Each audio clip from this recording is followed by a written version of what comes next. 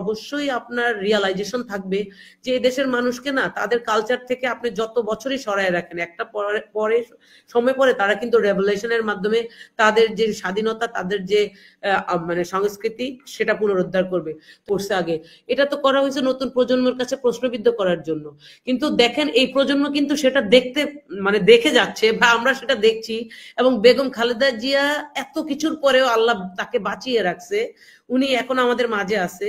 আজকে আমার কাছে যেটা মনে হয়েছে যে বাংলাদেশের নাগরিক হিসেবে, যে আমাদের দেশ একটা মুসলমানদের দেশ, বিশ্বের তৃতীয় মুসলিম কান্ট্রি, সেই জায়গাতে বাংলাদেশে যে সংস্কৃতিটা প্রত্যেকটা মুসলমান যেভাবে আনন্দ করেছে, একই সাথে সমস্ত ধর্মের মানুষ কিন্তু এখানে খুবই সুন্দরভাবে আপনার আগের যে ঐতিহ্য সেগুলাকে উপস্থাপন করেছে। তো পার্থক্য যেটা হচ্ছে যে মানে আমার কাছে যেটা খুবই অবাক লাগছে যে বাংলাদেশে মঙ্গল শোভাযাত্রা বলে বাংলাদেশের সংস্কৃতিকে হত্যা করা হয়েছিল, যেখানে ভারতীয় একটা আগ্রাসন সবসময় আমাদের উপর চাপিয়ে দেওয়া হইতো। এবং শেখ হাসিনার সময়কালে ওই জিনিসটা এমন ভাবে স্টাবলিশড হয়েছিল যে বাংলাদেশের সাধারণ যারা বাংলাদেশি তারাও কিন্তু এই জিনিসগুলা নিয়ে মুখ খুলতো না। তারা আপনার পয়লা বৈশাখ যে উদযাপন করা, এটা তারা করতে পারতো না।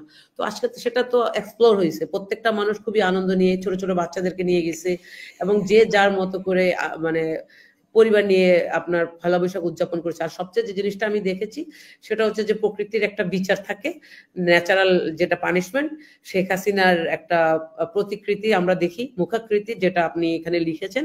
ওই আনন্দ শোভাযাত্রায় আমরা সেটা দেখেছি যে মানুষ ওইটা নিয়ে বিভিন্ন সমালোচনা করছে, সেটা সোশ্যাল মিডিয়াতে করছে, পাবলিক মানে কথা বলতেছে জিনিসগুলো নিয়ে।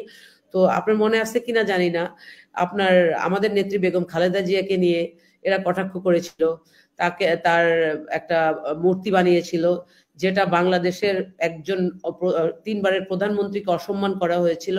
এটা তখনকার যারা দেশ চালিয়েছিল তাদের গণতান্ত্রিক ভাবে তাদের উচিত ছিল এই জিনিসগুলা থেকে বিরত থাকা, এবং মিথ্যা প্রপাগন্ডা করা হয়েছিল। তো আল্লাহ তো সেটা দেখাইছে আমাদেরকে। মানে আমি ওইটা খুব এনজয় করতেছি যে আপনি বাংলাদেশের মানুষের ভোটের অধিকার তো নিলেন, সাংস্কৃতিক যে একটা ফ্রিডম অফ কালচার, মানুষের যে করার যে স্বাধীনতা, সেটাও নিলেন।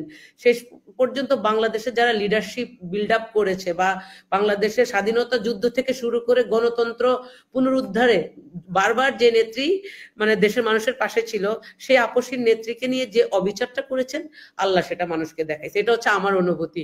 আরেকটা জিনিস আমি অ্যাড করব, যে শুধুমাত্র ঢাকা শহর না, আপনার ঢাকার বাহিরে প্রত্যেকটা জেলাতে মানুষ কিন্তু এই আনন্দ শোভাযাত্রা হিসেবে এটাকে উদযাপন করেছে। তো যাই হোক, আজকে চারুকলার যারা এই জিনিসগুলোকে আয়োজন করে তাদের ভিতরে অবশ্যই আপনার রিয়ালাইজেশন থাকবে যে এই দেশের মানুষকে না তাদের কালচার থেকে আপনি যত বছরই সরায় রাখেন, একটা পরে সময় পরে তারা কিন্তু রেভলিউশনের মাধ্যমে তাদের যে স্বাধীনতা, তাদের যে মানে সংস্কৃতি, সেটা পুনরুদ্ধার করবে। তো এখন আর বাংলাদেশে আপনার ওই ভারতীয় আগ্রাসন দিয়ে বাংলাদেশের মানুষকে বা আমাদের নতুন প্রজন্মকে আর আপনি আসলে কি বলে এটাকে শোষণ করতে পারবেন না। বাংলাদেশের মানুষ কিন্তু আজকে ভারতীয় আগ্রাসনের বিরুদ্ধে দাঁড়াইছে।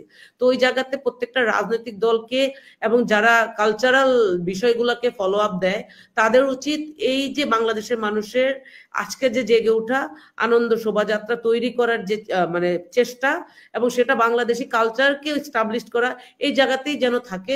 এবং রাজনৈতিক দলের পরিবর্তন হওয়া বা সরকার পরিবর্তনের সাথে সাথে এগুলো যেন কোনোভাবে আমাদের দেশের মানুষকে বা আমাদের প্রজন্মকে, আমাদের বাচ্চাদেরকে ক্ষতিগ্রস্ত না করে, সেটাই আমরা মনে করি। ধন্যবাদ হাসিনা আপা। আপনি যে বলছেন যে প্রকৃতির একটা শিক্ষা আছে বা প্রকৃতির একটা মানে কি বলবো, প্রকৃতির একটা বিচার আছে, তো এই বিচারে আজকে হাসিনাকে নিয়ে এই ধরনের করা হয়েছে বা ওনার যে ইয়েটা আমরা দেখলাম, মুখাকৃতি দেখলাম, এবং সেটা একটা ক্ষোভের বহিঃপ্রকাশ। কিন্তু এই জিনিসটা যে অতি ভবিষ্যতে অন্য কারো ক্ষেত্রে আবারও হবে না, খালেদা জিয়ার ক্ষেত্রে যেমন হয়েছে, আবার এই জিনিসটা যদি আরো অন্যদের ক্ষেত্রে হয়, সেই ক্ষোভের জায়গাটা তৈরি হয়। আপু, খালেদা জিয়া আর শেখ হাসিনা দুইজন দুই জায়গায়। আপনি খালেদা জিয়ার গণতন্ত্র প্রতিষ্ঠা করা আপসী নেত্রী, এই জায়গাতে শেখ হাসিনার সাথে মিলাইলে চলবে না।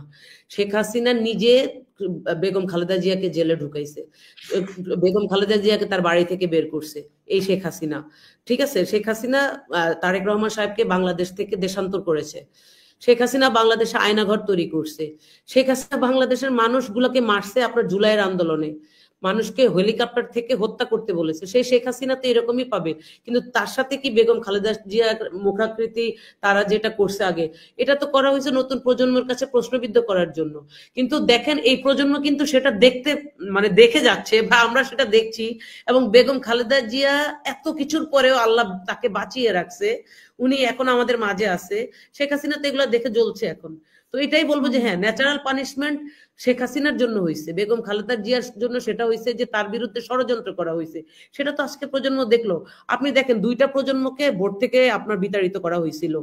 আপনার 2009 সাল থেকে 2024 সাল আমাদের ছেলেমেয়েরা কিন্তু ভোট দিতে পারে নাই।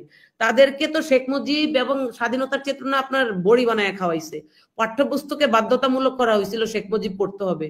কিন্তু সেই প্রজন্মেই তো শেখ হাসিনাকে আপনার এই যে তার ভাস্কর্যের মধ্যে আমরা দেখছি যে কিভাবে ছেলেমেয়েরা কি বলে আপনাকে পেশাব করে দিচ্ছে, যেটা বাংলা ভাষায়।